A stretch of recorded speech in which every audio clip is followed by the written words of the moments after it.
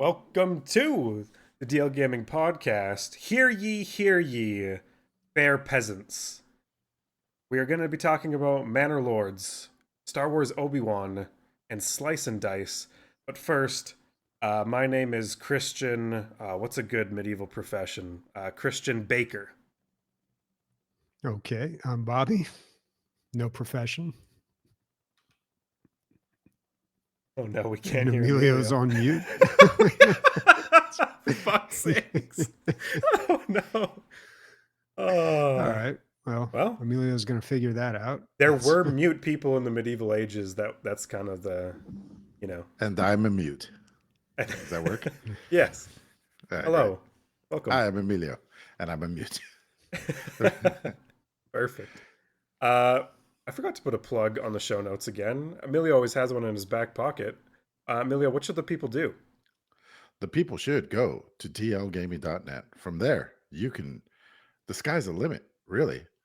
You can buy stuff, you can follow people, you can find things.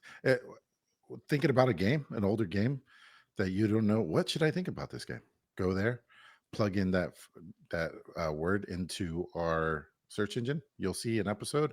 We've talked about it, most likely. And then you can see what we think about it. Then completely disregard it and buy it anyway. So, yeah, that's one of the things you can do on there. Yeah. Listen to us 50% of the time. I don't know. It's really hit or miss sometimes. On this podcast, we ping things. Is just noting something interesting. Really quick, Homeworld. Vast Reaches is a VR game set in the Homeworld universe, and I just wanted to ping. It's really cool when a VR game makes sense in the universe, because in the Homeworld universe, Karen Sajet is fused to the ship, and she talks a little bit about what that is, and it's like my sensors are like my eyes, my feet feel like my engines. Like when I move, I am the ship. So as the VR, that's literally what you're doing. You're clicking on guys, destroying them, producing units out of your belly or whatever. So I just thought that was a cool tie-in, and I wanted to ask you guys: have you played a game where VR is not just like, I don't want to say a gimmick, but an actual storytelling device within the game? um, I haven't played enough VR to answer that. no, that's a hard one. Other than what is the one where you walk like a gorilla and gorilla Ape-Out? tag? Oh, great. Gorilla tag. Yeah. It's like okay, definitely not a storytelling device, but it's on the nose, dude. Like you're fucking. That's the only way you walk around. You're playing tag. Oh, in by VR, moving you your have arms to be around. like, yeah. Yeah, you got to move your arms. You Okay. use them to propel yourself. I know it's a gimmick. I know it's the opposite. What do you ask me? But there's a story told in every game of You have tag. to walk like Saboba. Yeah, But yeah. Voodoo. But what about Wanka? what about the were they door lock puzzles or hacking puzzles in Half-Life? Half-Life Alyx. Oh, Half-Life yeah. Alyx. was Didn't those very use? Wouldn't those be? I can't remember what they were, but I remember you telling me that they wouldn't be possible without VR, right? Yeah, for sure. So like, and they make sense within this. That's a much better answer. Thank you, Bobby, for answering for me. So like, if you want to, a million times in a game, you've had to power a lock on a door in order to open it, right? Because whatever. Now using the VR goggles or whatever, you can see the power line inside of the wall and trace it with vision and see where it's broken and then fix the thing. It's a very cool effect. Or 3D puzzles that you hold in your hand like a sphere, and you turn it and you're trying to look where the key goes in the slot, or whether you find a hole in the sphere, and then you get another thing in your other hand, you put it in these 2 3, man, you make the sphere complete, and then it fucking shines like a golden god, and you're like, oh my god, I can open the door. It's awesome, man. It's awesome. Super satisfying. Still haven't played it. That's my ping. Bobby, what are you pinging this week? Well, if you look behind me, I got a new TV. Yay. So Hey. Best Buy had a deal $2,000, free delivery, free installation. It's a 77-inch OLED, not the QLED, not the Neo QLED. It's the straight up OLED. The thing is like a quarter inch thick, except for the big bulky chunk on the back where they put all the electronics. But the actual screen, the OLEDs, I mean, the picture quality is great. What is really incredible but totally useless is the viewing angle. Like I can look at this thing from like the side and it still looks it's like a cell phone basically. The picture quality is amazing. The 2001 video game I played on it this week looked spectacular. Oh, you played it HDR. on the TV? That's Yeah, awesome. of course I Um, had to. And I also wanted to note, so they had free installation that was included with this, and it was by Geek Squad. And I've always kind of scoffed at Geek Squad ever since that came out. And I was like a bunch of, I always thought they were just like a bunch of like kids who just helped old ladies like figure out how USB drives work and stuff. But I gotta say, it was like these guys came in and they knew exactly what they were doing. They were super quick. And they were like, because I was like already had this all planned out. I patched the holes from the old mount that I had. I'm just like, okay, so I know this one mounts low, but I think like the rack or the mount needs to be right here. Like I'm like kind of doing their job, and they're just like, okay, yeah, we know it. Like he Step set up out of the this way, whole old man. thing. He taped off the whole thing. He said, okay, how does that look? Usually that's good. Here's dead center. Here's where the TV would be. I'm like, yeah, that looks great. And they knew exactly where to put the mount. Like it was honestly the most stress free. Like I would have paid $250 for it, which is what they normally charge, but it was so worth it just not to have to deal with that. But yeah, it's great, man. Loving it. The only thing I've done on it other than play Star Wars Obi-Wan is watch The Phantom Menace with a DVD commentary. And I got to say, this is the first time I've ever watched a movie with DVD commentary where it made the movie worse. I enjoyed it less because of the DVD commentary. It was it was pretty bad, man. I I Emilio, I don't want know. to I want to pose you a question. So, say you work for Geek Squad, you or me, but I want to ask you because you used to have a business where you go to people's houses. You walk into this apartment, nothing on I've the walls, yeah. and you get this eerie feeling like this could be the end of me. And this guy's like, "This is where the TV goes," and you're like, "I need to work quick and efficiently because I don't know how much time I I've don't got think that's left." the vibe they got, man. When they Okay, walk into okay, my okay. place, it's funny because like I don't know, when I have people over like a plumber or someone like this from Geek Squad like over to my house and they see my place, like I always feel like they think like this guy must be like rich or like a snooty asshole because I always got to cut him a check for like hundreds of dollars too if it's like a plumber or something. Those aren't cheap. But I don't know.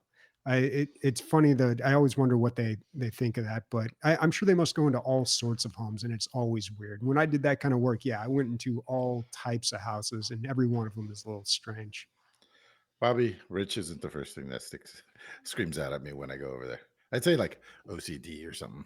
It's Really? all it's all fucking super clean. There's 3 items in the whole place and nothing in the cupboards. Oh, Zero. maybe I I would don't think you know. do porn or something. Like, is this a shooting I range? don't Yeah. think Christian has been to my place before. It is very That's small. true. There's not much Yep. in there. I mean, I don't have room for much, but you come in and I've got like my digital piano, I've got my bed, I've got my computer with two giant screens and a third computer, and then I've got now that enormous TV. Like I don't know. I feel like it's pretty swanky but small.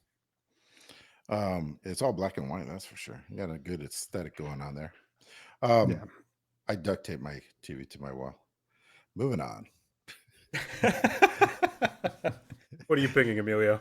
What am I picking? Oh, I for a while there, I would say that Alone was my favorite TV show. It's a Canadian survival show where 10 participants are put out in the wilderness alone and they have to record themselves with their several cameras that they're given, and they have to survive as long as they can. And you don't know the last guy to be on there wins. Like right now, it's $500,000, but it has been 1 million in the past, and as low as 250,000. But that doesn't matter. And the crazy part is you don't know when the other people quit, so you have no idea how you're doing. You just have to survive, and it's crazy. But the last 2 seasons have been kind of boring, but I mean, I still like it, and I watched the hell out of it because watching somebody starving catching a fish is it's crazy. They're elated. It's beyond. I mean, they'll cry, they'll dance. It's insane. It's super intense. But the weather was really great this year, so they're kind of like having a good time out there, And yeah, it's making for a slow and usually there's a few encounters with dangerous things. This guy's tent was surrounded by wolves one time. This other person killed a wildebeest with a fucking knife, a pocket knife. Oh, Just crazy shit. Killed a wolverine with a hatchet, like insane shit. But nothing has really happened this year at all. Even though it's like they always put them there right before winter starts, so it's guaranteed that it's going to get real rough. And that's when the bears are the most hungriest and deadliest too. But no, like there's definitely bear shit everywhere, but no, nothing really happened this year. But it's down to the last two people. Sam and I both our favorites are the last two people, which is fun for us. One of us is going to get a free oral sex card if that person wins, so that's always good. nice. Yeah. Cool. Yep. All right. Moving on to highlights, games that we have been playing. So I heard Nick talk about Manor Lords, and everyone has been playing it, or a lot of people have been playing it. This is What'd the you think game. of what he said? What did I think about what he said? That would have been good for me to write down while I was listening. I thought he described it as being very punishing, and that was Mhm. not my experience, but there is an element of randomness where your first village will land, and depending how close to the different resources you are, I think can really affect your gameplay, like how quickly you can gather things before you're first raided by those bandits. So I had a little bit of a different experience than Nick, but I have heard lots of people say like, "Oh my god, I had to restart like 4 times because I couldn't defeat these bandits." Oh. Yeah, That but said, though, you probably have more city builder experience than fucking anybody in the world, right? Like, do you usually like sit down and you're like, oh, they're using this and this and this mechanic. I know how this works. Yeah, I mean, it's all super intuitive, like it is for probably you guys in a lot of other games. The the thing that really caught me with this game was um, the level of detail and the historical immersion is unlike anything I've ever played ever. Usually, I sit down and I am like, oh, the mechanics, like even in a game like Anno, which is beautiful. It's like, oh, I have to trade between my different islands. Okay, cool. I got to get my resources going here, then I'll get my resources going there. No, dude, I'm like, I am the Manor Lord. I am in the manor. You know, Are you personified? yes, there's a walk around mode and you become yourself. And eventually, when you build a manor, which is there's this really cool castle building mechanic that you like zoom in and you can do really specific castle building. That becomes your home, so you can see yourself walking around in there Mm. after you build that. Um, okay, Is there anything? Do you actually do anything when you walk around? Because I remember Tropico had that where your character would walk around, but it didn't really do anything. It's just like, oh, I'm buying a banana. no, you First don't of do all, you anything, shouldn't have to buy a banana in your own banana republic. I'm dude. just gonna say Yeah, that. yeah. Come on, they gotta If there's one perk, it should be infinite bananas. free Free bananas. bananas.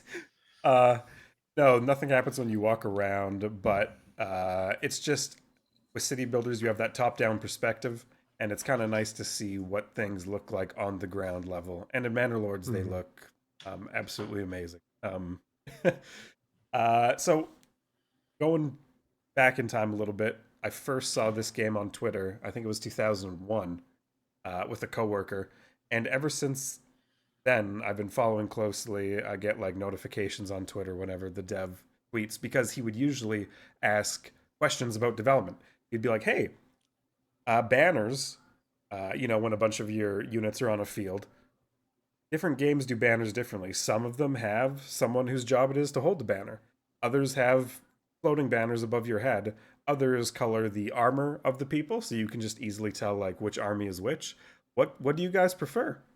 And people answered that they wanted a banner holder and they wanted the color of the unit's armor to reflect the uh, coat of arms of the place that you're in, not necessarily like blue for friendly or like green.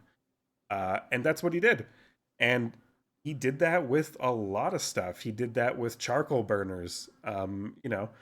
He's he's going through all this detail, and 3 years ago, uh, really setting the bones on this game to be so strong. Because this isn't an accusation at all. This is an early access game, and it's not done, but it is fairly bare bones. Like I feel like I beat it in 25 to 30 hours. I beat the game, built every structure, conquered all the lands. I had a great time, but there's no level of replayability, at least for me at this point. But I can see where it's going because of everything grayed out. And there's going to be all these awesome systems on top that he's been talking about the whole time. And I have complete faith that he's going to implement that into the game. So he's Do you still, know if he's planning to like hire people to help out now that he has? yeah, Is he an instant millionaire? definitely. I did Yeah. like a rough calculation. I think the game made $38 million on the first day it was out. And Uh, 30% of that goes to Steam, and the rest of it just goes to this one guy, right? Pretty much. well, he has a publisher, and if you go to the credits on the game, there is a lengthy list of credits. So when someone says they're a solo developer, I think that's like a marketability point. I usually think it's very rare that they're the only person to do any work on the game.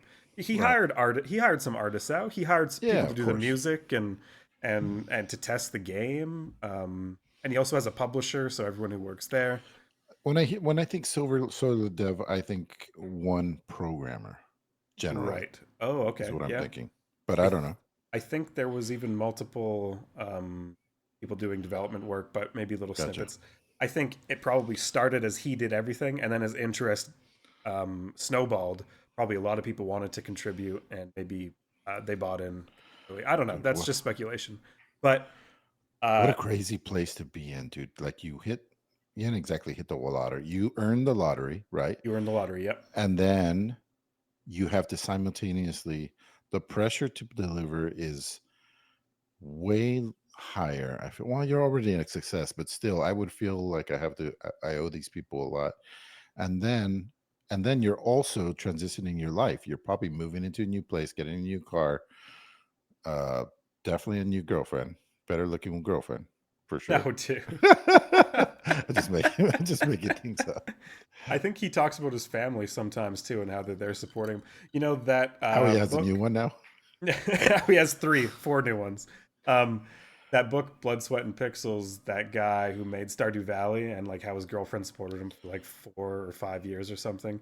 Like great things need kind of that kind of support. I think Yeah. so. It's I mean, it's cool that maybe he had a family that he could do that in. Real quick on the level of detail. So I go to the Netherlands. I've seen windmills in real life, well, like new ones in Canada, and I've seen them in video games, and I think I know how they work. I know nothing about fucking windmills, dude. I go to the Netherlands, they're like, this is one of the first windmills ever built. Uh, it's on this piston thing that shoots out of the ground, maybe 7 feet tall, and it's supported by a gear in the bottom of the actual structure. And it has this wooden handle that comes off the side of it so that on the ground, with the help of like a beast of burden, you can turn the windmill to where the wind is coming from. And Mm, everyone in the windmill lives in it like a house, and their full time job is to make fucking grain, right? Or to make mhm. flour from grain. So that blew my mind. And I load up Manor Lords and I see this windmill, this broken down windmill in the distance, and it looks exactly like that. And I'm like, this is the first game where I've seen a windmill accurately portrayed. The fuck is this? Yeah. I never Um, knew that it's kind of like a light tower keeper. He lives there, I guess, right? Most of the time. yeah, Yeah. yeah, yeah, like a lighthouse. Yeah, it's like a house and a place of work. When you walk in the mud in the first person mode, there's like wet sploosh splashes. I was like, that didn't need to be in the game, but it is. I cleared a forest on a hill, and like I cleared cut it, and then the lumber mill on the hill was the highest point, and it got hit by lightning and it burned down. I was like, what is happening in this fucking game? Are you kidding? Are you kidding me? Guys, I was in. I don't know how to. I was in the fucking game. It was so immersive. The city building is relaxing and beautiful. Beating back the bandits is rewarding, taking over regions and making new resources there and trading them with your home region. It's all super awesome.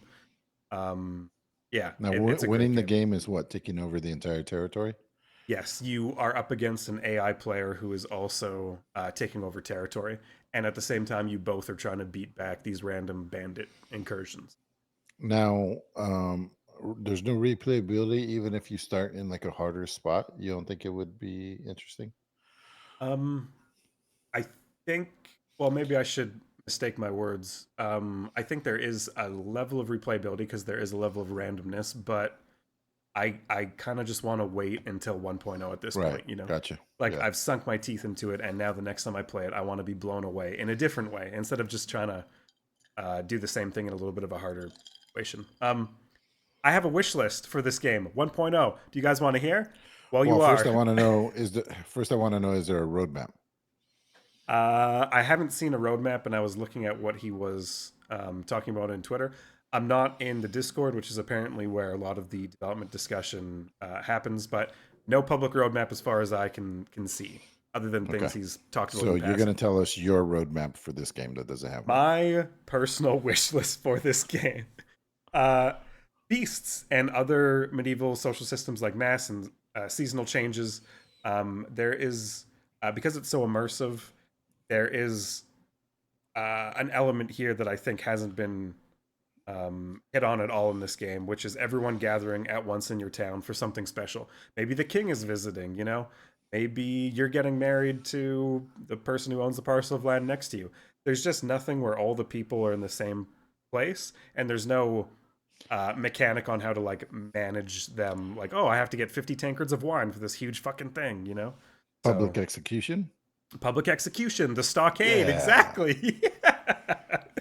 Yeah. I would like some kingdom level events. So like the Crusades were a big thing where like a king would go through tiny towns and was like, "Hey, you should join the crusade," and that would like hollow out all these villages, and they would have to deal with that. Anything Mm, that hints at things happening elsewhere in the world that yeah, affects your yeah, little town, I think that could be cool. yeah. More random visitors and encounters like traders that come to your town, A people who are up to foreigner. no good, yeah, foreigners. You know, anything that gets that frostpunk maybe random event thing happening where you have a couple of options how you can interact with them, and then just generally more resources and artisans. There is a good amount, but you know, I was a little disappointed that I could make yarn, but my bows didn't need string. No, like the You had no, yarn bows, no? I Wouldn't don't work? know. I don't know. No, it didn't go to the bow making place. My bows just magically worked. It was immersive killing. I can tell by your faces you don't care about the string on the No. bows. No. Nope. Mm-mm. Okay. I guess you don't care about the soles of the Not a shoes big either. string on the bow guy. I love this game and I love that it exists, and I think the bar has been set high for a lot of other city builder games. Yeah, I can't talk well enough about it, and next time I'll We be could playing tell. it, it'll be 1.0. Yeah, So sorry. now you're gonna put it on the shelf and wait. Yeah, right. Yes. Yeah, it goes on the shelf till it's out in 1.0. And that could be years, and maybe I hope it is. No rush. Yeah. Greg, take it My easy. my prediction is there's gonna be an update that's so grand that it's gonna pull you back before 1.0. Ooh, now we're It's locked in a battle of the wills. yeah. We actually listened to Christian and we put everything he wanted in this new update. Okay, well, I mean, come on. That's all I want, so I might as well go back. Yeah. Cool. I'm going to talk a little bit after with Bobby. So, Emilio, maybe you would like to go next about what your game was? The slicing and the dicing, dude. Slice and dice. I love the shit out of this game. I talked about it a little bit last week, but it's an RPG dice roguelike kind of. Yeah, I guess roguelite. You play as well. It's really hard to say because you can do pretty much anything you want in this game. You can play with a group of 5. You can play with a single person. You can play with 20 people in raid mode. 20 characters, and you roll a die for each one. You do it in all at once, and then the rolls that you like, you can lock in, and then you can re-roll the ones that you don't like for a certain amount. And it's a pretty basic premise, but because the graphics are, you know, 16-bit at best and the sound is 8-bit at best, I don't like either one. Um, they got away with just they threw so much math in here, like math and abilities and synergies and classes and I mean whole kind. I can't even explain how much shit there is in this game. There's I think I said it last week. There's 128 classes, and How dude. yeah, each one of those is a, a die, right? Each one has its own die, so it really is its own class. There's not. I'm. It's rare that I'm like that guy's this guy, but just with this one other thing. Like they do really feel individual because when they level up, you can go in two directions. It's like a split leveling up. So you can go, the brute could turn into a crusader or a gladiator. And you just look at the die and you select which one you would rather have, which one goes with your team makeup more. Um, or sometimes you get items, and the items are that's where the game starts to get crazy. Um, m- it'll be like take the center part of the center side of all your dice and replace it with this one ability, and then that ability could stack. And so if multiple of your guys roll that one thing, then all this crazy shit goes on. And so and yeah, there is just there's so much, and it's not overwhelming. um I beat it. There's 20 levels, and then I as you're playing it and you're beating different things, you're unlocking different modes. So the different modes are categorized by uh like I think it's lame, like lame modes, and they're pretty shitty. But there's like 8 of them and you can unlock, and then there's cool ones, and then there's like creative ones. Under the creative ones, for example, there's a mode where the classes are completely random, and which means like it's just random dies, and uh you have no idea what you're gonna get, and But you this could change. Go this ahead. game is just dice. I know I probably am missing the context of last episode, but I'm having trouble understanding. Like your party is just dice, and that is fun and rewarding. It's so every round of combat is a mini puzzle. You're trying to get the most out of every die roll, Okay. roll of group of dice. So you can see how the enemy is going to attack you, and what characters are going to die if you don't do something to change that. You could either defend the person that's getting attacked, or you could kill the enemy that's going to kill them first, and that you can protect them that way.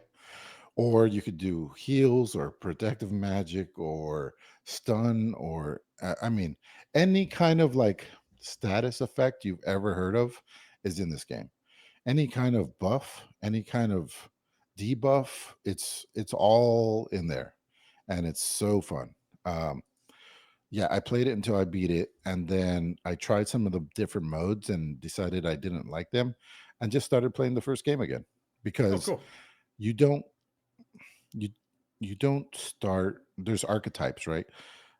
Orange, yellow, red, blue, and gray, and their archetype. It's kind of like healer, like defensive person, fighter, bruiser, and then magic person. Um, but like I said, there's 128 of them. So when you start a game, you can start with the traditional, one of each color, or you could go with all aggressive, or all defensive, or all healers. You can make your own however you want. I mean, it's basically like an RPG playground or sandbox. You just do whatever you want, and it was challenging, but I had a really good time with it. I can't wait to play it again.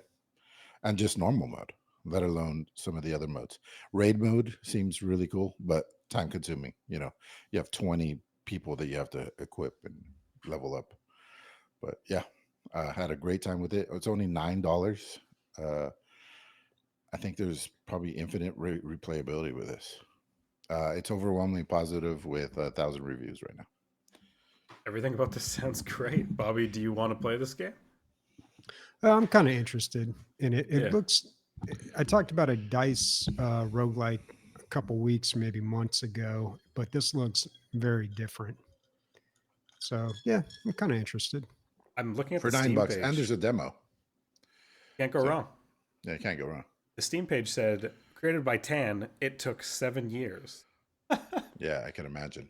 Damn, dude, that's a long time. And he also says no AI was used to make this game. I see a lot of Steam pages putting that on, even though Steam doesn't allow you to upload a game. If they find out it's been made with AI, they'll take it down with their new rule.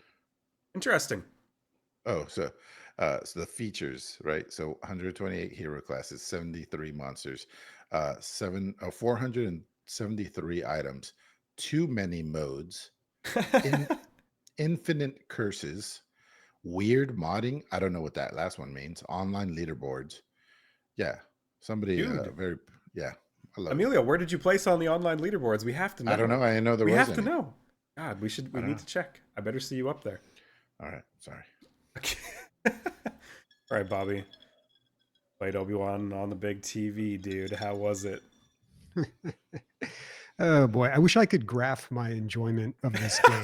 It started Okay. out like okay, and then it kind Yeah. of shot up right away when I learned about like the mechanics and the sword play, and then in the third chapter it kind of evened out a little bit because it got pretty repetitive.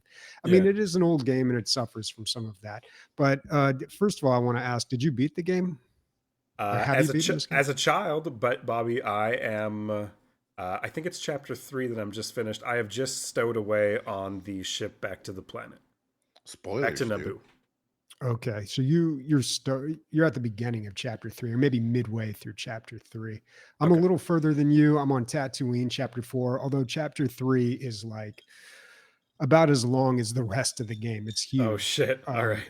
Yeah, it's pretty long. So first of all, this is Star Wars Obi-Wan, and I forgot that this being on the original Xbox had that black and white button. Do you remember that on the original Yeah. Xbox? Yeah. Yeah. When I was So mapping on your my keys, I normal, was like, what did these do? There's yeah, so they're many like buttons. right under your A B buttons. And it's Yeah. a really weird thing that the original Xbox controller had.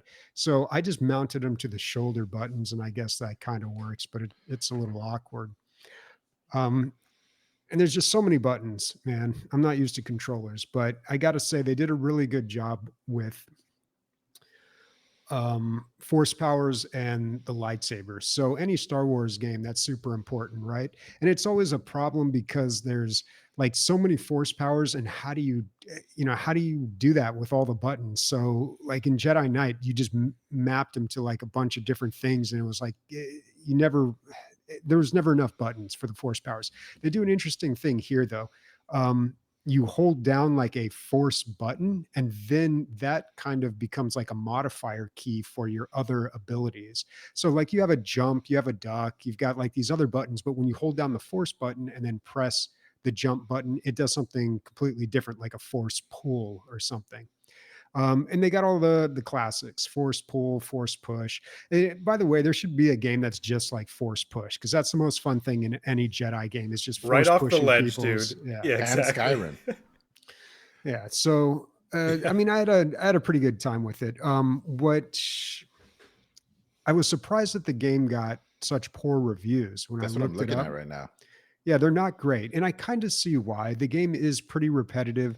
There's no there's really no skill progression or even weapon progression, kind of. In the later levels, you unlock these grenades and a sniper rifle, but they're really awkward to use. They're more like items than they are weapons. You're basically just wielding a saber, and that's a really interesting way to make a game. Maybe in 2001 it wasn't as outlandish, but you basically start the game with all the abilities, and you don't get any more. You don't learn new force But powers or. but Bobby, there is something interesting going on here that I think is different in 2001 than today, which is in between every mission, you fight a Jedi Master in the arena and they tell you how to do a different thing. So you do start with everything that you have, but Mhm. you know, back in the day, do you really know how to use based through trial and error? Maybe you try all the buttons and all the Oh, I force see what you're Yeah. abilities. saying. Well, there's a training mode too that I did, and they teach you all that in there. It's your basic tutorial. But yeah, I noticed that when I first started playing the games, like I couldn't quite figure out. You, boy, I hate talking about controls on the podcast because I feel like it's so dry and boring. But the controls in this game are weird. Usually, when you have the two joysticks on a controller, one of them controls the direction that you move, and the other one controls your view, right? Not in this one. The right one controls your lightsaber. So move it to the right, swing the lightsaber from the right. Move it to the left, swing from the left. Up, swing down. It's Which I so mean is awesome, cool. dude. Yeah, It it lets you feels do that. really good. But there's also all these moves that you can do and all these combinations. And by trial and error, I started figuring them out. And then finally, I was like, I should just do the training tutorial to figure out how to do it. And that part was the most enjoyable part about it, like learning this and becoming proficient in it to Right. where I got to the point where I was just able to jump into a bunch of enemies, force push some off the ledge, throw my Real saber, progression, take out a bunch of them. real Yeah, skill progression. yeah, but then, once you've kind of mastered that, it's like, okay, then what else is there? Is there? Yeah. Yeah, but Um, one thing that I could not figure out in the early part of the game, I was doing this move where I would like sweep an enemy and then come down and impale them with a lightsaber. And I couldn't figure out how to do that. And I haven't been able to do it since like the first level. So I'm totally confused about that. I've it was a scoured glitch, the buddy. internet A trying to glitch, figure out but what, like, how to do that. I can't find it. So maybe let Kiadi me Mundi let will me get try this us. right. The only progression was like you get a sniper rifle and maybe some grenades. So I got to redo my whole life cycle of Jedi. So it's Padawan, Jedi, Jedi Master, Jedi Grandmaster, and then Grenade Guy. That's how that I mean, there's goes. stun grenades, but like I said, they're more like items than they are weapons. Like Yeah, and then the after the him's the way that sniper rifle guy. Sorry, keep going. the way that you pull these things out is very clunky. Like you have to use the directional pad to arrow over past your binoculars, past your lightsaber, and then you get to the grenades. Then you press up to equip it, you pull it out, then you have to press and hold down on the joystick to like cock it and then throw it. And then you have to D pad left, back to the lightsaber, D pad up to equip the lightsaber, and then you're back on your saber. Oof. So It's a it's lot of moves. you can't really do it, and it's a shame because the grenades are really effective. It just stuns these robots, especially these ones that have their own little swords and are hard to block. But um, basically, I just run around and I do that combo I described, and I throw one at my feet. I take a little damage, but it's okay.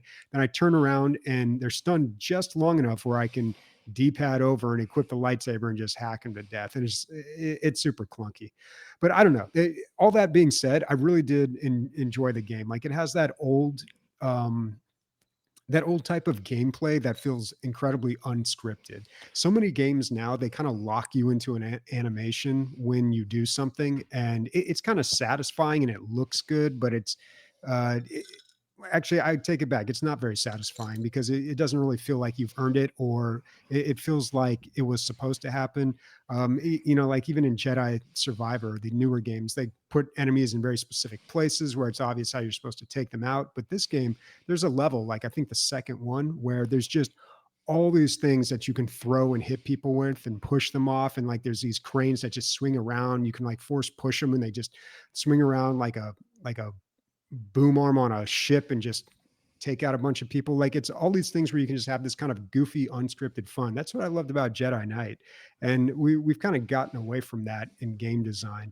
But that's one thing I've always liked about old games.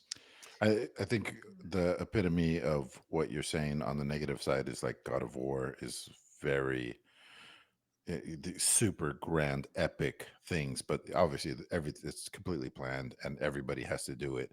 Um, but then Hmm. on the other side, I think like maybe Mad Max was the last game that really was so open world and all the unscripted stuff was it was just a sandbox, and then in that sandbox, all these crazy shit can happen, and Yeah, I and I really think that's what appreciated people it. like about all those GTA games too, is Yeah, because there's just all these wacky things can happen. yeah, And I mean, it's not to say that the other way of doing it is bad. I mean, I think Doom and the new Doom games did a great job with. They're kind of the on the other side where you get locked into these animations and these kills, but like they found a way to make that fun. and to bring up Fallout for the fourth time this in a row. Um, the random encounters in Fallout were fantastic. You know, you're just Mhm. walking through the wasteland, and some trader comes through, and he's got some crazy shit, and 1 in 50 players saw that guy. You know, it's just or the UFO event that happens, and you go and chase down the UFO. Mm. These are just random shit that, like, I mean, they're scripted, but not everybody sees them, and it's not a certain spot that you stand. You can't trigger it. Basically, it Mhm. just randomly happens. I thought I would say maybe that would be my favorite, or Skyrim. That would be that's my favorite implementation of scripted content, is random scripted content. Right. You're Mhm. going Take through the that, world and yeah, the kind that takes 20 years to fucking do. yeah. Good luck, uh, solo devs. Bobby, you have a note here. Obi-Wan voice actor sounds like he has a cold. Dude, that's Yeah. so true. I should have pulled his voice line. At first, I was like, they sound so good. And then I was like, there's something a little It bit off with this guy. it really sounds like he's plugging his nose. If you go on YouTube and you listen to any of the cutscenes and be like, Master, he's doing like the Obi-Wan voice, but with his nose plugged. Yeah. It's a little ridiculous. Yeah. Did you guys see? I think it was a Reddit post that was, one of the best Reddit posts ever. The guy who replaced the picture of Jesus with a picture of Obi-Wan on his mom's, like, above her dinner table, and Yes. it went like over a year before she realized it was fucking Ewan McGregor. This is Jesus now. Yeah, this is Yeah. Jesus now. Right. Um, Bobby, Um, round sorry. table, Go. real quick. Yeah. Yeah. Favorite Yeah. Star Wars character, everyone. Hmm. Difficult. I would have to go with Ponda Baba. Oh boy, here we go. Okay. Here we That's go. a that's a is that I, really how you say it? Ponda Baba? Are you messing with me, man? Yeah, I walk into the bar and I say, "Does anyone know Ponda Baba?" And everyone knows, dude. That's how Oh they my call him. goodness. Oh boy. When I was a kid, I always liked Boba Fett, and then this was kind of before everybody was on the internet, and then you get older and you get on the internet and you realize, oh, that's everybody's favorite character. Like, there's yeah. Too nothing cool. special about. Yeah, Yeah. I don't know. I've always like, of course, Boba Fett, but Yoda. I've always liked Yoda. Yoda. Yeah, he I is mean, how can you very pick? cool. There's so many characters. Aura Singh, dude. You have fucking Captain Panaka. You have Talon Karde. You have all these people who are just in Star Wars that are so cool. And then you have the main characters, Luke, Leia, whatever. They're whatever. I would say Admiral Thrawn from the books. Oh, I yeah. really like. Yeah, the guy who fights with his only superpower is his intellect, kind of like Lex Luthor. Is I always root for those guys. Um, who's the real hero? Fucking Superman is infinitely powerful, and this guy fights him with his.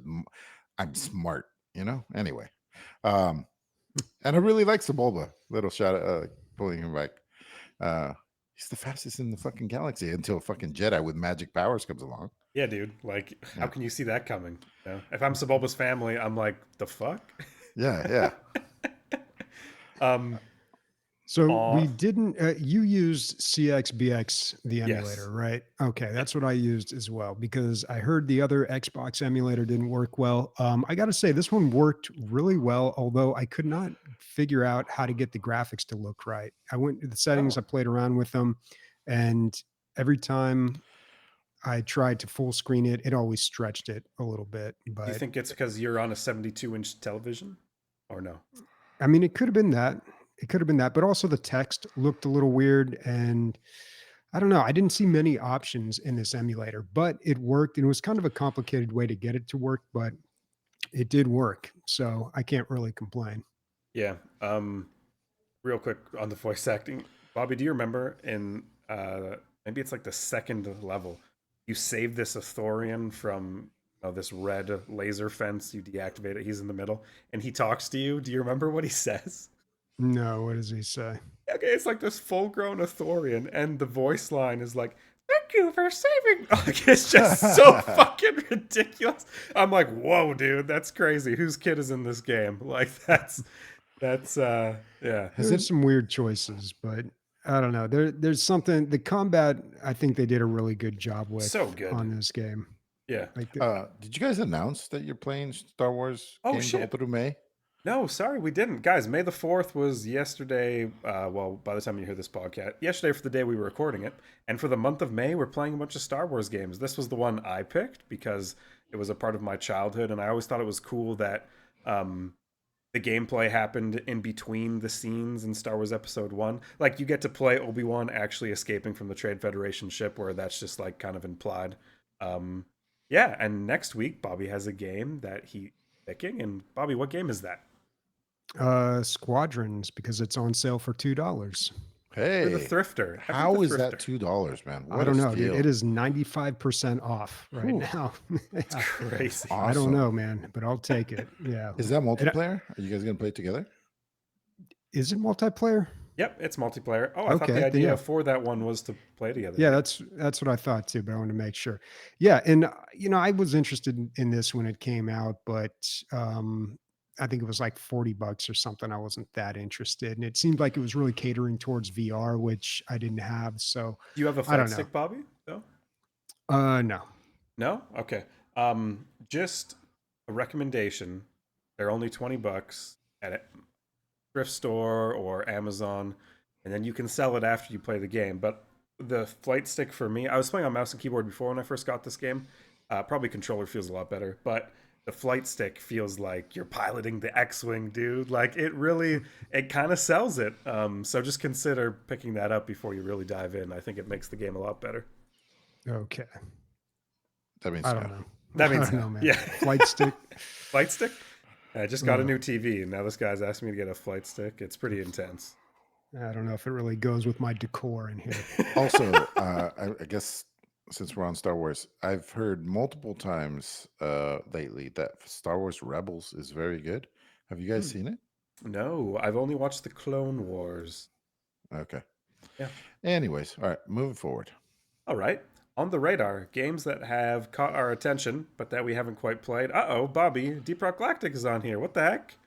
Yep, new season coming out. This one is pretty exciting though. So I feel like the last couple seasons have been the usual stuff: new cosmetics, maybe a few gun modifications, whatever.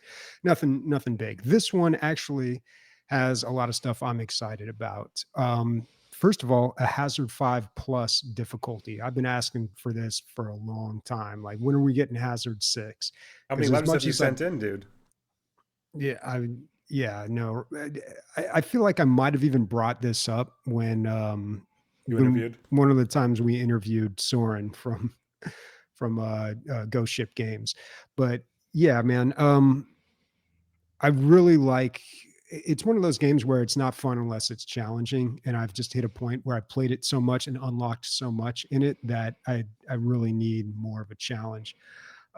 What's also coming is the ability to replay old seasons to unlock content. This is a wild idea. It goes against the Mm, whole concept of seasons and like a season pass, even though it's free, it's a season pass. And what I thought was interesting about this is a couple months ago, I talked about this website, darkpattern.games, where they talk about dark patterns in games. And one of those dark patterns that they list, these are things that games do to exploit the player. Um, Things that you should watch out for.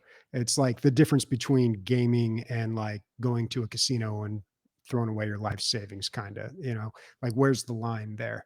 But one of the things they talk about on that website is playing by appointment. So the game picks when you play, you don't pick when you play. And so that's kind of how season passes work. It's like, hey, we got all this exclusive content. You got to play it right now because it's going away soon. So exclusivity. it brings everybody back into the game. It's a good way to boost up that MUA. What do they call that? MAUs, monthly something. You know what I'm talking about? The number of people that play a game. Yes. They call it MAUs. Uh, anyway, this idea, and of course they're going to do this. I've never seen anybody else do this, but of course Ghost Ship Games is going to do this.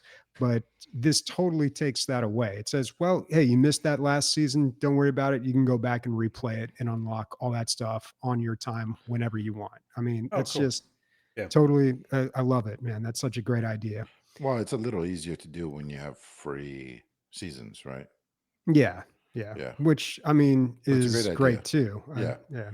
You want me to hold Um, your feet to the fire, Bobby, but how many seasons are we, like 8, 10 seasons? Like how many seasons of Deep Rock Galactic has no, had? this is season 5 coming out in June. Okay, so only 4. Got it. Yeah. And the first season I played a lot. I unlocked everything, but ever since that, there's a lot more I have yet to get in the other seasons. Um, the other thing that's coming is a new mission type. And I really thought, like, what can they do at this point? Like, they really can't mix it up anymore. But this new mission type is called the Drill-Evator. So, kind of like the drill dozer, where you plow forward in this like bulldozer type thing, the Drill-Evator just goes down. Like, you sit on a platform, the enemies come to you, and you just mow them down, which I really like that concept. It reminds me of the levels that I always loved in the Streets of Rage games, where you'd get on like some sort of elevator, large elevator, and the enemies Mm, would come to you and you just fight them there. And it almost becomes like a wave survival for a little bit. yeah. So I'm excited Man, to check every this game out. in the 80s have a fucking a flat port platform elevator that just went Yeah. down. Yeah. Oh, yeah. They They always all, had an elevator level. yeah. Heavy gear, heavy metal, heavy something.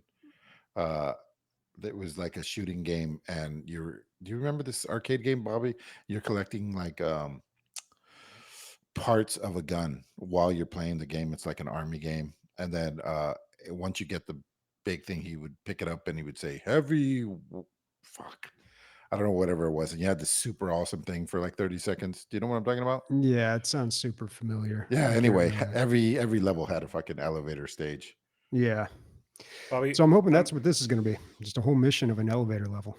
I'm scanning the trailer for this for the update on Steam, and there's one thing you forgot to mention. I don't know if this was on purpose, but it seems like they brought Flappy Bird into the game as a mini Oh, arcade game. that was a while ago. Oh, was Yeah, it? those They are just okay. those came in a previous update. Those were the jump boots. Oh, okay. So in order to, you can find them randomly in a mission, and it's pretty rare that you do find them. I feel like it's maybe one in every 10 missions I'll come across one of these. But to unlock it, you have to play a game of Flappy Bird, and then you get these jump boots that basically let you like, you hold down the throttle button and it pushes you up for a little bit. You can use it to break a fall, or you can get it up to a higher ledge. They're fun.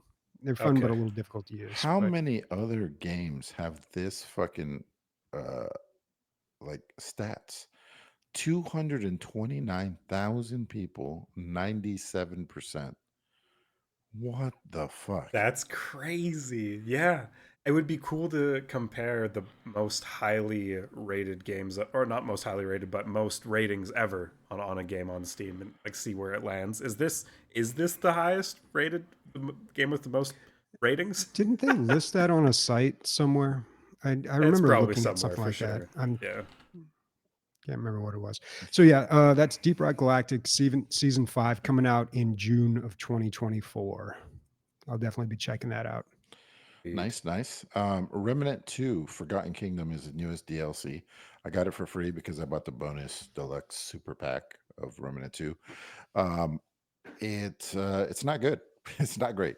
Oh, I've actually played it. I haven't played it much, just because I haven't had time. I do plan to play it all the way through. So it's sitting at 45%, which I don't think is fair, really. I think there's a little bit of performance issues, not much, but it just feels uninspired. The first Remnant 2, Remnant 1, and the subsequent DLCs all made you feel like you're in this like wondrous, surreal place that's just so out there, like Fantasyland, like Wizard of Oz, Alice in Wonderland land type level of strangeness, and this one just feels like a lot of reused assets. Um, and yeah, just not just maybe they just made it because they promised everybody 2 DLCs or 3 DLCs, whatever it is. It's unfortunate, but it's not terrible. There's nothing I can point at it and be like, that's really bad, or you shouldn't buy this. It's only $10.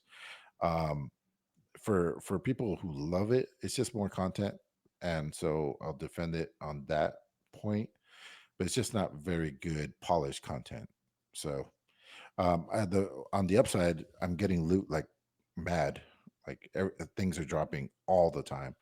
So maybe this expansion is where you go and farm stuff. But other than that, yeah, it's okay. The first boss that I fought was a boss that I fought on the last DLC. How lame was that? Oh, Yeah, that was that's pretty bad. oh man. Oh well. Yeah, 45% Mm. mixed reviews because of reused content. Did they? So is this the last DLC you'll be getting for free? that I do not know. I want to say, isn't this usually 3? No, oh, maybe 3 with the original. So yeah, I would say maybe. So any DLCs going forward, if I did have to pay for them, I will be waiting for a review. But Gotcha. this one seems like a throwaway, unfortunately, because Mm. they really are able to turn out so much more. You know what I mean? Like I know that there's there's good in them. I know You've it. had the buffet for so long, and Yeah, now you yeah, get the the prepackaged yeah. frozen burger. Dude, I went to this is a complete bird walk. I went to this podcast bar close to my house. They have a podcast recording room, and then the bar kind of sits around it. And I guess anyone can rent out that podcast room, and fans or whatever can sit around and watch as they eat. It's an interesting idea, but what they really hit on in like the branding of the place is like we have good food, we have great food, and Brienne got a burger there, and it was literally like a frozen patty. Like, you can tell the frozen patty. I'm like, dude, what the fuck? $20 for a fucking this burger that so maybe that's how, you know, Remnant 2 fans are feeling at this point. They've had it good and uh They got frozen patty. they got a frozen patty. They were promised something else. Okay, Bobby and Emilio. It's the start of a new season, a new era, you know? Oh boy. Um Guess that sound has been happening for a long time, and we had Burkham J guess the sound and win $110. It was a crowbar hitting a valve in Half Life. No, not in Half Life, in fucking Black Mesa. The mod for Half Life, or the once started mod for Half Life. And I think that was a fair guess. Like going back, do you think it was too narrow of a sound? Like I thought it would be pretty popular. Like lots of people have played that game.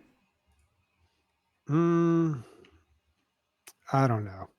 I, No? I I I didn't get it. I played that game. I didn't get it. I wouldn't have been Okay. able to pick that out.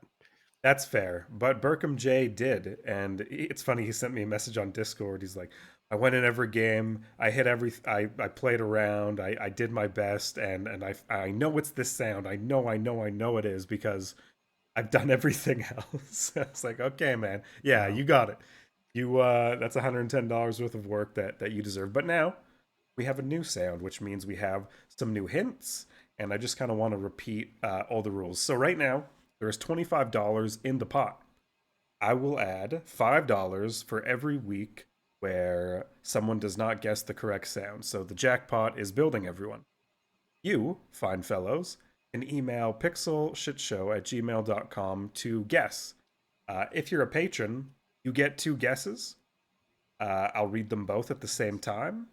That really helped Burkham J. That's how he won. So send me your best guesses during this whole time, and we'll play guess that sound. This is the sound that you're guessing.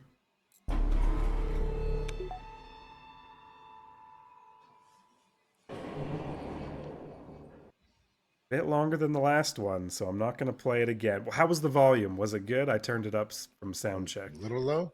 Little low. Oh man. Oh, That's the first. Sorry, it's a little low. This next week it'll be a little higher. Maybe it'll help you guess. That's the sound, folks. Please send me what you think is making that sound and from what game.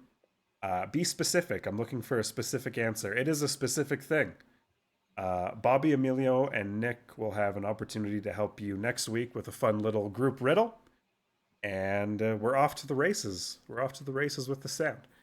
I heard lots of feedback from the first time we did this game. People were like, some of the stuff isn't fair. Some of it doesn't make any sense. So guesses will have an expiry on them.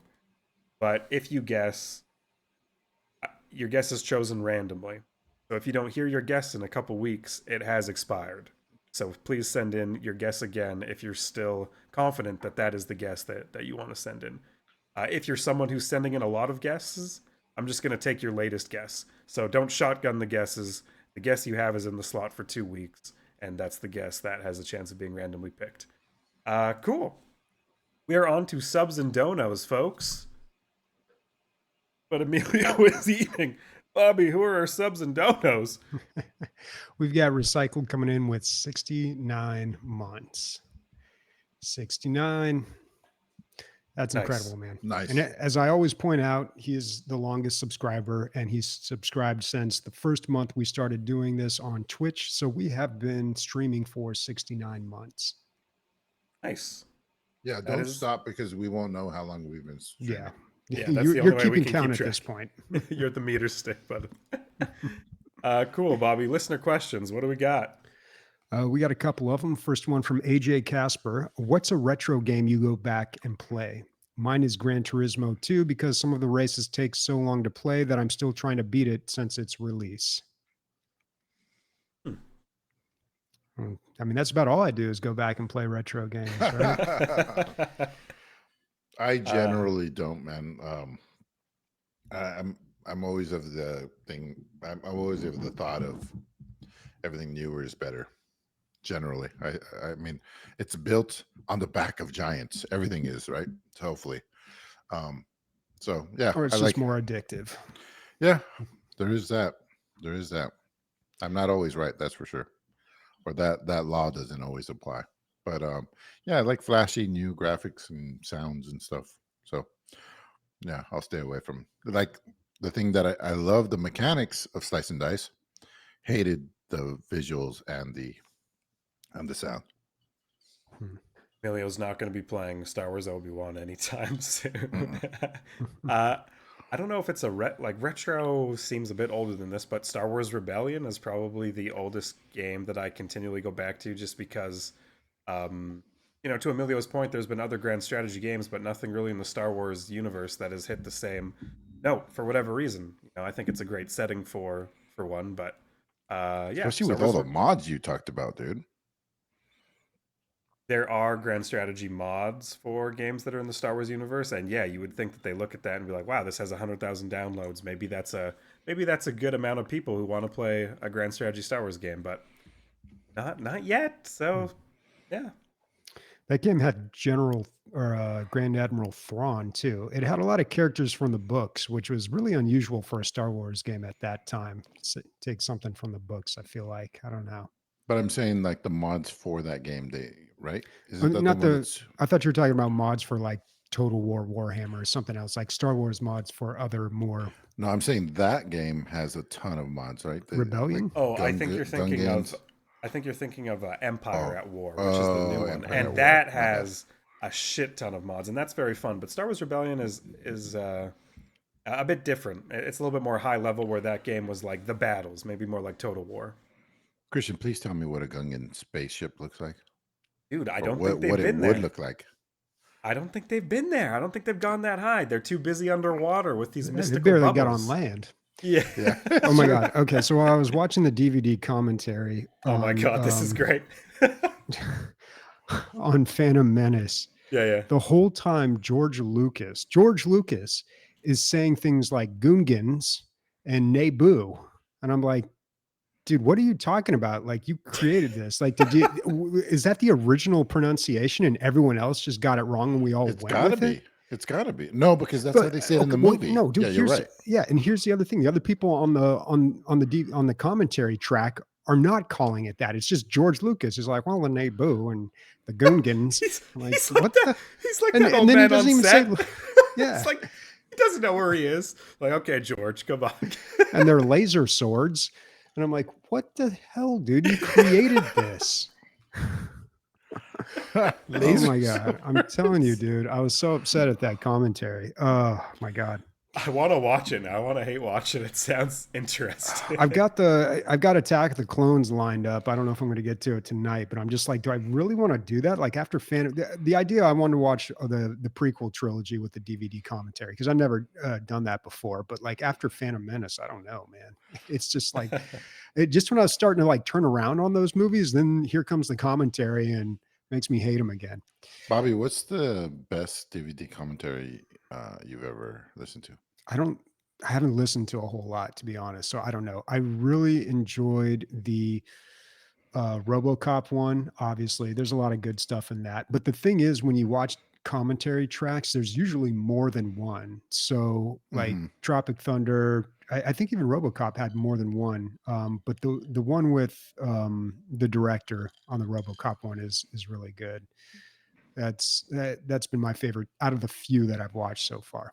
Gotcha. Back to this question, retro game that I go back and play. Lords of the Realm 2 is one that I absolutely love and will always go back and play. And it's not really a grand strategy game. I mean, it is a strategy game, medieval. It's rather simple by today's standards, but it's a real solid game. And I played so much of it back in the day, and I still love it. Like I think it still holds up. Graphics are a little rough, but Lords of the Realm 2. 3, they kind of ruined it. 1, not that great, but 2 Number is the two was sweet spot. just Number right. two. Just right. All right. Oh, by the way, when I started working in produce, when I was at a grocery store, I'm like, how do you pick watermelons for people? They constantly ask me. He says, tap 3 of them and give them the second one. Works every time. Nice. Okay. AJ Casper also asks, for everyone playing Manor Lords, what is your favorite feature? Mine is when I control the character to walk through my village and see what I've created. I admire all the details put into the game. Yeah, let's talk about a feature I haven't before. The fire mechanic is really cool because the game incentivizes you to put buildings close together. These giant plots of land um, just kind of naturally fit together in a way, and you can get more productivity in an area if you put more units on like a block instead of splitting them up. So that is cool. But then the fire mechanic that happens randomly, or sometimes with lightning strikes, uh, you zoom in and all your villagers are going to the nearest well and they're trying to put out the fire, and it'll spread through this whole block if they don't start fighting it on the right side. You know, like if they come to the side of the fire facing the road, it'll spread to all the other buildings and burn the block down. So I wish I could tell them which area to start in. That would be cool. But seeing all my buildings burn down the first time, I was like, nice, cool. I love it. Maybe invest some resources into education, dude, because those Yeah. guys are fucking dumb. Yeah. If they're Yeah. throwing water on the Yeah. fucking not On the burning part, roadside. Yeah. yeah. Yeah. Yeah. Hey, every Manor Lord's peasant starts some. Maybe they'll be better the next fire. Who knows? Maybe an interesting question is from what me and Nick have talked about. What is the most appealing thing about the game from your guys' perspective? Um, I'm having a hard time understanding what's so special about this game. I don't I doubt agree. that there is, but I don't know. You guys kind of jump right into the details on a lot of stuff. So it's hard for me to understand, well, like what's so different about this than any other city builder? Yeah, I think maybe it is It's more because it is the intimate. details. Yeah, I don't know. I'm not much of one for details, I guess. I don't know because a lot of times video games are like that. It's really hard to explain what makes them special. And even if you, no matter how much like gameplay footage or even, Steam page screenshots, reviews, whatever, it's kind of hard to really understand until you sit down and play the game. That one guy who died, what's his name? Uh, Total Biscuit. He used to have, for some reason, like his videos, I felt like I could really get a grasp on like what made a game good, but his videos were like 40 minutes long too. And who's got time for that? Got time for that. So nothing. You guys hate Manor Lords. So Not him. What? That was too soon. okay. Okay. Yeah, no. I just wasn't expecting it. Okay. Next question from Atom. Which early access game are you excited to see released? My current selection is Core Keeper, Satisfactory, Kingdoms Reborn, and Enshrouded. I have my list handy right here. Hey, Tom, so listen up, pal. Diplomacy is not an option. Dwarves, Glory, Death, and Loot, Enshrouded, Exegate Initiative, Inculinati, Laysara, Summit Kingdom, Manor Lords, Mechabellum, Smallland, Survive the Wild, Songs of Six, Timberland, Timberborn, Traveler's Rest, Valheim, and World Box God Simulator. That is my list. Jeez, man, Wow, that's enough for okay. all of us. I'll say Enshrouded, I guess, just because we had a good time, but I'd like to see it further along to see what happens there. Yeah, and I can't even think of an early access game. I don't know. I mean, you listed so many. I think we're good on that. I don't want to name names, but I know we've got a listener who hangs out in the Discord who refuses to play early access games. Will not touch them at all. Can't talk them into playing just one, and it's wild. You're missing out, man. You're missing out. Hmm. That's an unrealistic standard. All right. Next question from Zap. What's your favorite bad game? Hmm. Difficult. I got a good one. Battlefront 2. Oh, yeah. That's a good one. Yeah. Yeah, that's a good one. Mount Your Friends.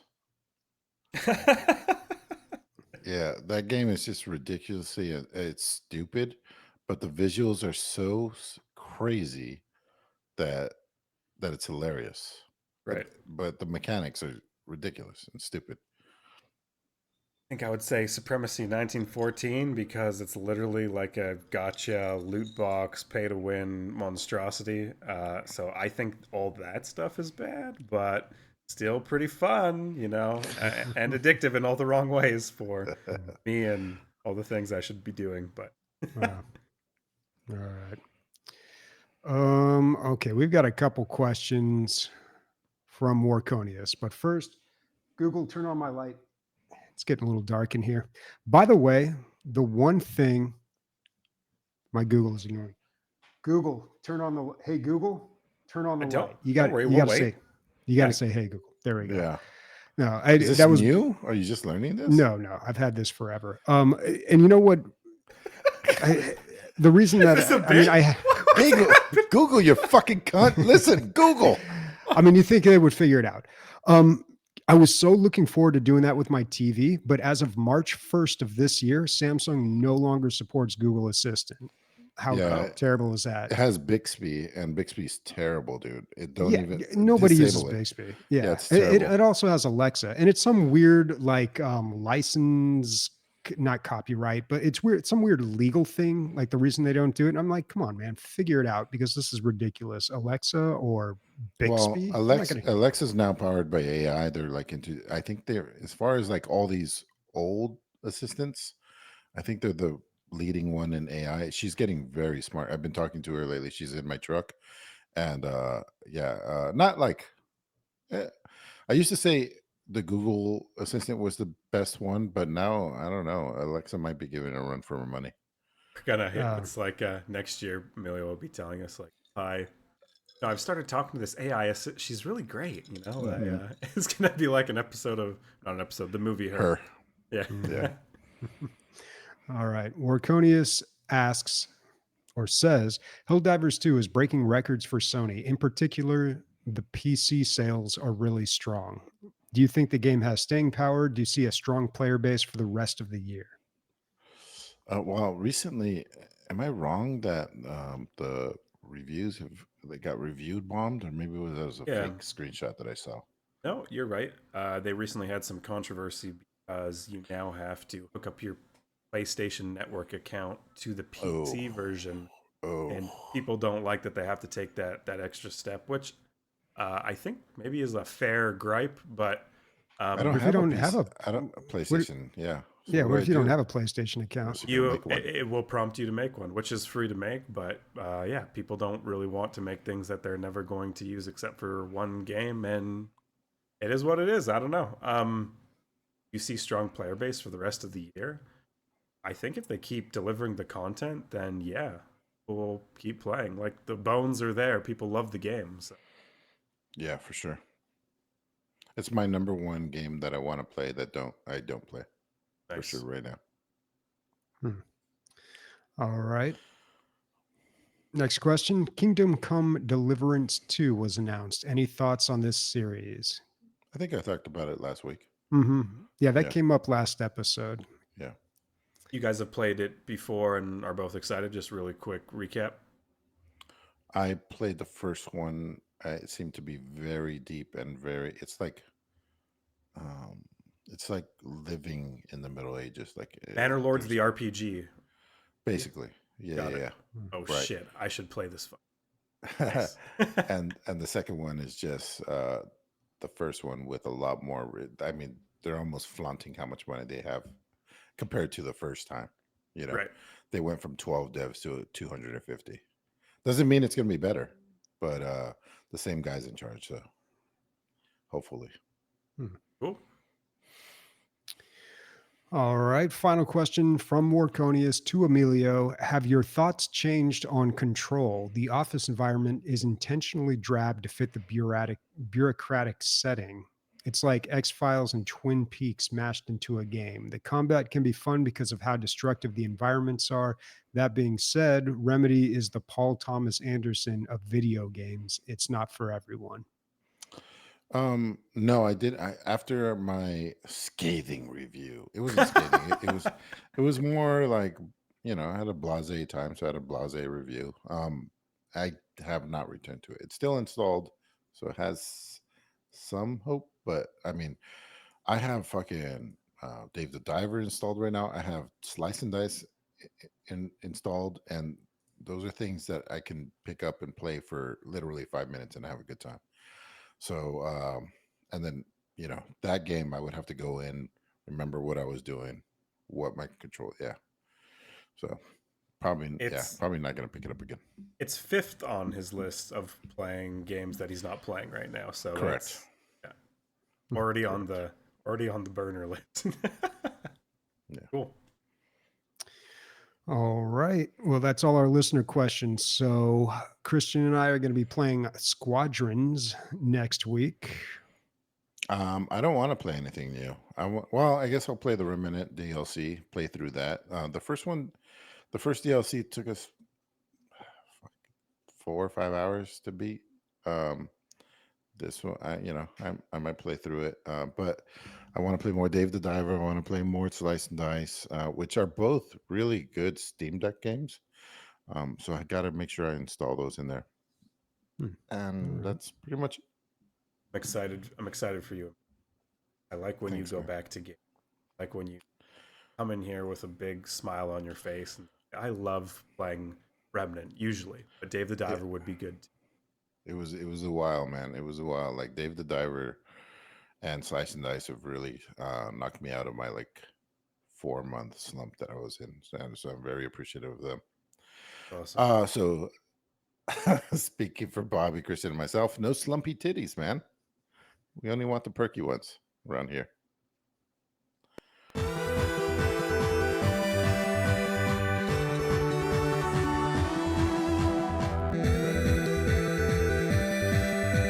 Guess what? Play some games.